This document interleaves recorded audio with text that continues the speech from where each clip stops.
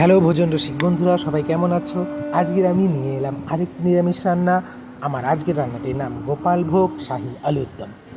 এই রান্নাটি তোমরা কিন্তু বাড়িতে যে কোনো নিরামিষের দিন করতে পারো বা যে কোনো ঠাকুরের ভোগে কিন্তু এই রান্নাটি তোমরা করে দিতেই পারো। তো প্রথমেই আমি দেখো বন্ধু, আলুগুলোকে আমি এইভাবে কেটে নিলাম। কেটে নেওয়ার পরে একটা গরম কড়াতে তেল দিয়ে তার মধ্যে আমি ফোড়ন দিলাম শুকনো লঙ্কা, গোটা এলাচ, গোটা দারচিনি। তার মধ্যে আমি দিয়ে দিলাম আগে থেকে পেস্ট করে রাখা আদা আর কাঁচা লঙ্কা, আর তারপরে দিলাম আমি কাজু বাটা, পোস্ত আর বাদাম বাটা দিয়ে একটুখানি কিন্তু কষিয়ে নেব, খুব একটা বেশি কষাতে হবে না। এরপরে আমি এর মধ্যে দিয়ে দিলাম বন্ধু আগে থেকে ফেটিয়ে রাখা টক দই। টক দই দেওয়ার পরে আমি কিন্তু একটুখানি কষাবো। কষিয়ে আমি এর মধ্যে দিয়ে দিলাম হলুদ গুঁড়ো, জিরের গুঁড়ো, ধনের গুঁড়ো। তারপরে আমি পরিমাণ মতো নুন আর চিনি দিলাম। যেহেতু একটু নিরামিষ রান্না তাই তোমরা একটু চিনি দিতেই পারো। দেখো বন্ধু কি সুন্দর তেল ছেড়েছে। তেল ছাড়ার পর সামান্য একটু জল দিয়ে আলুগুলো এর মধ্যে আমি দিয়ে দিলাম।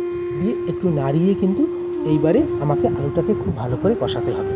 আলুগুলো দিয়ে আমি ঢেকে দিলাম, ভালো করে 10 মিনিট ধরে কষাতে হবে। কষানোর পর দেখতেই পাচ্ছ আলুগুলো কত সুন্দর ভাজা হয়েছে, মশলাটা আলুর সাথে লেগে আছে আর তেল কি সুন্দর তেল ছেড়েছে।